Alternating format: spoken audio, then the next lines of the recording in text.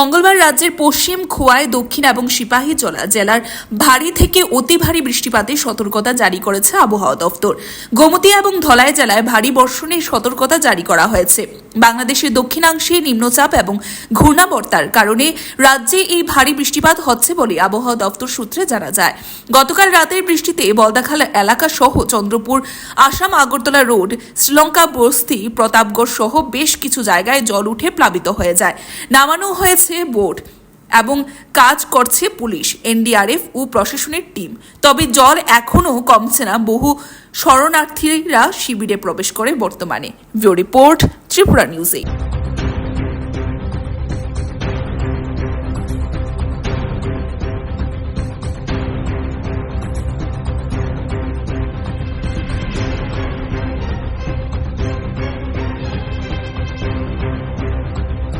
আচ্ছা, এখন আমাদের যেহেতু গতকাল সারা রাত ধরে বৃষ্টি হয়েছে, সুতরাং আমরা দেখতে পাচ্ছেন যে বলদাখাল এরিয়া বলতে টোটাল হাওড়া নদী এই স্থানটা প্রচণ্ড জলমগ্ন হয়ে আছে।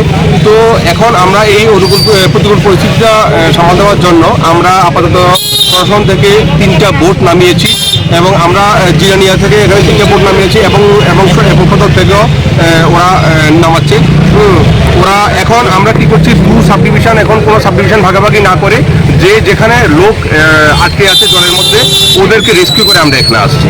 আমরা এখানে কি করছি, এখানে তুষার সংঘ আপনারা দেখতে পাচ্ছেন, চন্দ্রপুরে তুষার সংঘের মধ্যে অলরেডি একটা আমরা শেল্টার হাউস করেছি জিরানিয়া মহকুমা প্রশাসনের পক্ষ থেকে, এবং সদরের পক্ষ থেকে দয়ানন্দ স্কুলে, যেটা ধলেশ্বর দয়ানন্দ স্কুল, এই দয়ালানন্দ স্কুলেও একটা আমরা শেল্টার হাউস করেছি। কিন্তু সবচেয়ে বড় একটু সমস্যা যেটা প্রতি বছরই সম্মুখীন হতে হয়, যে ওই অংশের কিছু লোক, ওদের কিছু ভ্রান্ত ধারণা থাকে, ওরা এখানে আসতে চাইছে না। ওরা কি করছে, ওরা যে বলদাখালের যে মেইন ব্রিজের উপরে ওরা শেল্টার হাউস করে থাকে, যেটা সম্পূর্ণ আনসাইন্টিফিক। এবং আমি ওখানে লোকাল যে পাবলিক রিপ্রেজেন্টেটিভ ওদের সঙ্গে কথা বলেছি, কাউন্সিলের সঙ্গে কথা বলেছি, ওদের চেয়ারম্যানের সঙ্গে কথা বলেছি।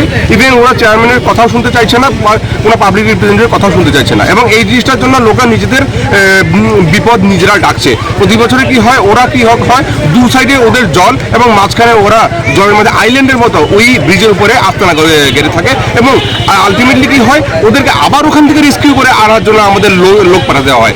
সুতরাং লোকদেরকে আমি চাইবো যে সবাই যেন এই মেসেজটা ওই লোকদের কাছেও যায়, যে লোকরা তাড়াতাড়ি নিজেদের বিপদ নিজেরা না ডেকে ওরা যেন তাড়াতাড়ি আমাদের সঙ্গে কোপারেশন করে আমরা এখানে শেল্টার হাউসের দিকে, যেখানে সেফ জায়গা, চন্দ্রপুরের দিকে সেফ জায়গাতে ওরা আসে।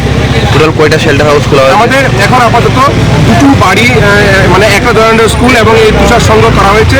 যদিও আমরা এখানে প্রতি বছর শেল্টার হাউস করতাম, যেটা এখানে একটা বিয়ে বাড়ি আছে, এবং সঙ্গে যে বিয়ে বাড়িটা আছে দেখতে পাচ্ছেন, এই বিয়ে বাড়িটাতে আমরা সবসময় করতাম। কিন্তু কোনো কারণবশত এই বিয়ে বাড়ির মালিককে আমরা খুঁজে পাচ্ছি না, এবং অথবা উনি রাজি হচ্ছে না কোনোভাবে, উনি দিতে চাইছেন না। তো আমরা চেষ্টা করছি ওই বিয়ে বাড়ির মালিকের সঙ্গে কথা বলতে, যদি উনি রাজি হয়ে যান এবং লোকের এই সাহায্যে, এই প্রতিকূল পরিস্থিতিতে উনি সবার দিকে সাহায্যের হাত বাড়িয়ে দেন, তাহলে সবাই আমরা সবসময় কৃতজ্ঞ থাকবো। এখন কি জলের পরিমাণ কি বৃদ্ধি পেতেছে না কম? জলের পরিমাণ এখন যা অবস্থা আছে, এখন বাড়ছে বা কমছে না, একই জায়গা থাকছে। তার মানে ওদিক থেকে জলের কিছু ফ্লো আসছে, তার ফলে জল একই জায়গায় থেকে যাচ্ছে এখন। Thank you. আমি এই জুনের চেয়ারম্যান। তো এটার মধ্যে আমরা তাদের খাওয়ার পাঠানোর ব্যবস্থা, প্লাস সবের ধরনের স্কুলে তারা রাখার ব্যবস্থা করা হইতেছে, রাখা খাওয়া, প্লাস আপনার গান্ধী স্কুলে রাখা হইতেছে। আপনার কথা শোনার আগে যে যারা তারা গান্ধী স্কুলে রাখা হইতেছে, শ্রীলঙ্কা বস্তি যারা আছে তারা প্রশাসন এবং আমরা পক্ষ থেকে যথেষ্ট চেষ্টা করা হইতেছে, যারা এখানে বাড়ি বাড়ি আনার ব্যবস্থা করা হইতেছে, এবং মণিপুরি পাড়া যে গলিটা আছে সেটাও লোক আনতে আমরা ব্যবস্থা করা হয়েছে, প্রশাসনের সাহায্য করতে আছে। তো আলটিমেটলি সবারই রাখার একটা চেষ্টা করা হয়েছে, খাওয়া দাওয়ার ব্যবস্থা করা হইতেছে, অসুবিধা হইতো না। পাহাড়ে তো বৃষ্টির পরিমাণ বেশি, পাহাড়ের বৃষ্টি এখন আমরা পাইতেছি। আশা করি সব কিছু ঠিকঠাকই থাকবো, আর কেটে অসুবিধা হইতো না। সকালবেলায় 5টা থেকেই আমি খবর পাইতেছি, সবাই টেলিফোন করতেছে এখানে দক্ষিণ চন্দ্রপুরে জল। এখানে আমি এসডিএমের সঙ্গে কথা বলেছি, 6টা 7:30, উনি খুব রেসপন্স দিয়েছে এবং এসডিএম অফিস থেকে লোক পাঠিয়েছে, বোট পাঠিয়েছে একটা, এখানে আরেকটা বোট পাঠিয়েছে আসানসোল এই প্রফেসর, এবং এখানে একটা ক্যাম্প খোলা হয়েছে, ওখানেও ক্যাম্প খোলা হয়েছে।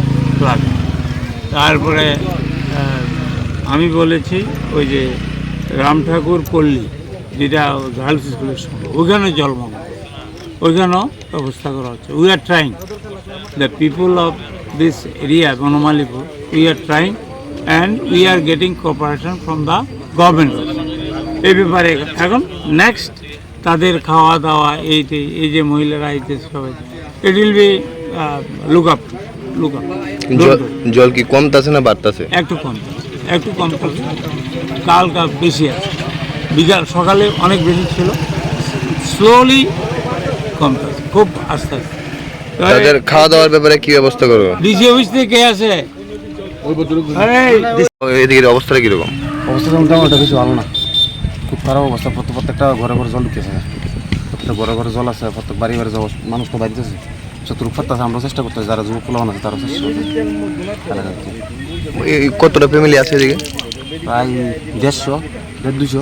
সবার ঘরে কি জল? সবার ঘরে না, শুধু কমর জল আছে ঘরের মধ্যে। তো বাকিরা যারা রয়েছে তারা কিভাবে আইতাছে না? বুটের ব্যবস্থা আছে, বুট আইতেছে, পাড়ার যুবক পোলাপান যারা আছে তারাও চেষ্টা করতেছে, বাইর করতেছে। এই জায়গাটা কোন জায়গাটা এটা? এটা দক্ষিণ চন্দ্রপুর। ওটা একটা ব্যবস্থা মনে কিন্তু বুট কটা লাগাইছে একটা বেলা। আমরা চেষ্টা করতেছি সকাল থেকে, যখন জল ঢুকতেছে। সবার ঘরে কি জল জমে আছে? সবার ঘরে কি অবস্থা আমরা বড় জল আরো তো বাড়তাছে, জল কোনো কমানোর কোনো লক্ষণ নাই, আরো বাড়তাছে জল। টমটমে বয়ে বয়ে রাখছে। বাকি যারা আছে তারা কি অবস্থা? তারা তো ভিজে আছে, কি করবো এখন? আপাতত রাত্রে 3টা থেকে ভিজের ভিতরে সবাই আয় পড়ছে, সবার বাড়িতে জল। রেস্কিউ হইতেছে নি? তারা আনতাছে নিতেছে, প্রশাসনের কাজ করতেছে। কয়টা বোট চলতেছে? 3টা বুট চলতেছে।